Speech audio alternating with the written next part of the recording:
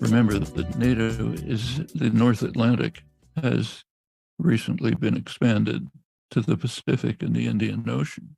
They're part of the North Atlantic now. The last NATO summit, its mission was extended to the Indo-Pacific region.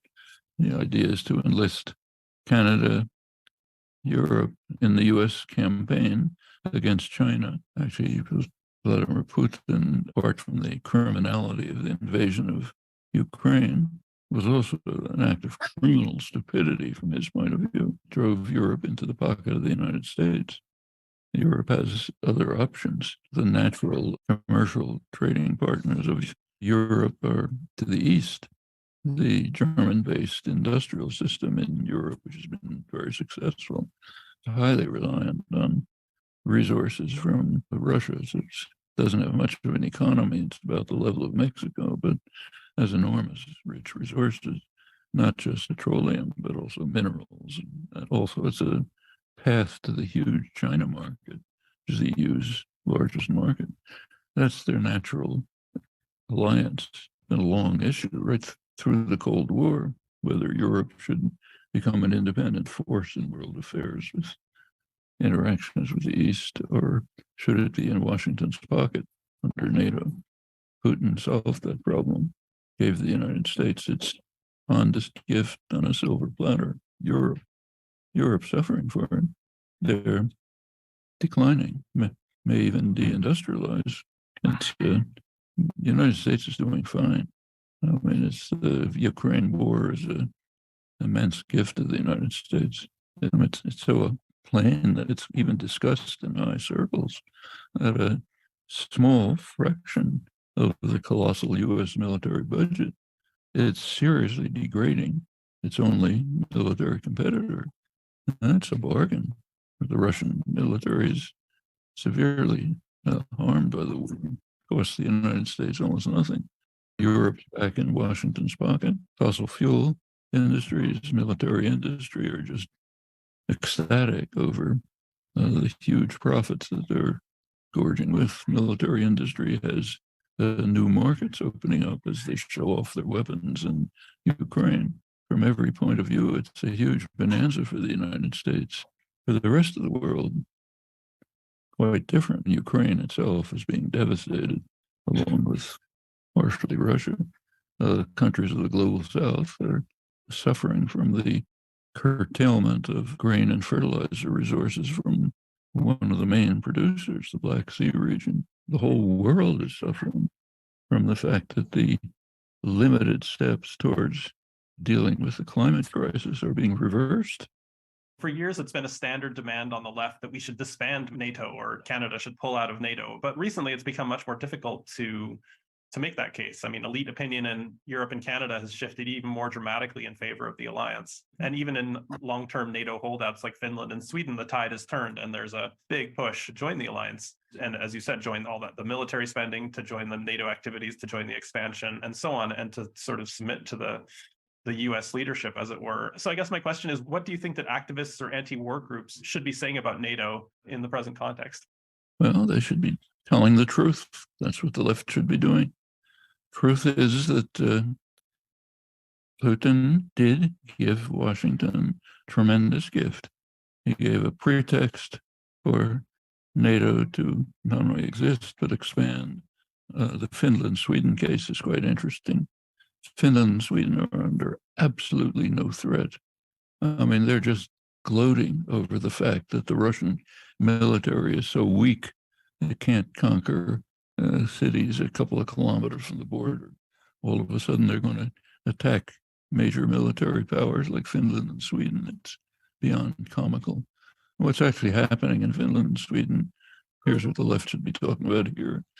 They both have quite advanced military industries, sophisticated advanced military industries.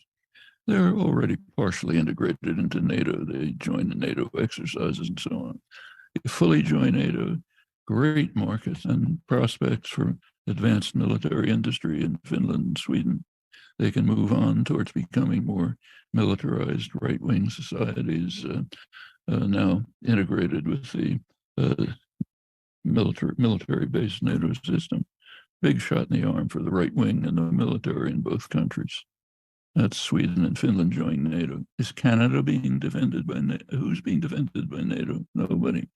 I mean, in fact, one very good East European historian, Richard Sakwa, England British historian, pointed out a couple of years ago that NATO exists mainly to deal with the consequences of its existence. It's the NATO expansion to the borders of Russia that were the provocation that led to the invasion of Ukraine.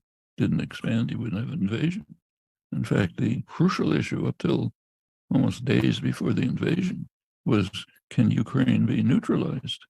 No Russian leader is going to accept Ukraine, right in the geopolitical heartland of Russia, to be a couple hundred kilometers from Moscow over an open plain, scene of invasions. They're not going to allow it to be heavily armed as part of a hostile military alliance. Not a single Russian leader would ever tolerate that. And it was the insistence up till the end. Putin was saying, insist on a neutral Ukraine, move towards the Minsk agreements. No reaction from Washington, not our business. We'll expand as we like. If China wants to bring Mexico and Canada into a hostile military alliance aimed at the United States, that's fine. There's no objection, I'm sure. I'm curious, do you think it's silly for Russia to feel threatened by Ukraine on its border? I mean, given that it's a nuclear power. Not just a nuclear power. It's not Ukraine. It's Ukraine as a part of NATO. NATO is the most violent, aggressive alliance in the world. Here we talk about it as a peacekeeping alliance. Really? Serbia, Iraq, Libya, what's the peacekeeping alliance? This is just recent years. NATO is a violent, aggressive alliance. They have heavy weapons in this century, 2000. One of the things that the United States did, which isn't discussed enough, is starting with George W. Bush, the second Bush, has been dismantling the arms control regime, which was steadily established with difficulty over 60 years. Bush dismantled the ABM Treaty. It's very serious for Russia. It means putting anti-ballistic defenses so close to the Russian border, Romania and so on. I mean, the pretext was you have to defend Europe against non-existent Iranian missiles. Well, you're a Canadian intellectual, you can maybe buy that story. Everybody else in the world laughed. But these ABM installations are first strike weapons. Every strategic analyst knows that. They have no conceivable possibility of defending against a first strike.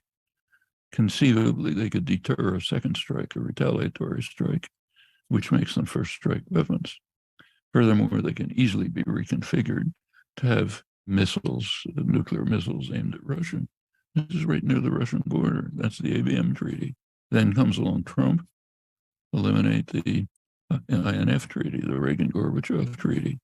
That means short-range missiles in Europe, 10 minutes flight time from Moscow.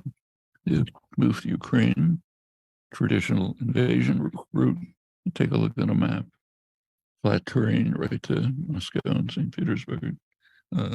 Your Germans went through there twice in the last century.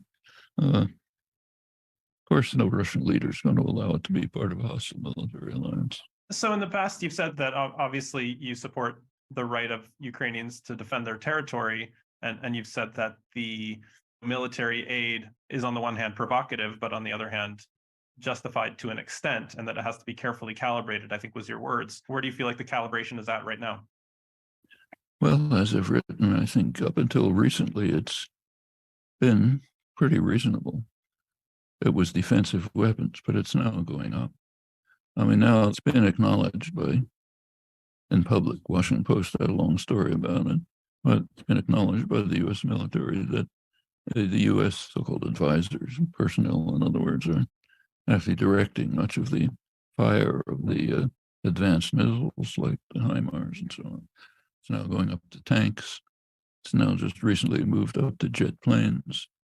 Where's it going to go next? Russia recently, you've read about this, announced that they might consider putting tactical nuclear weapons in Belarus. That's very dangerous.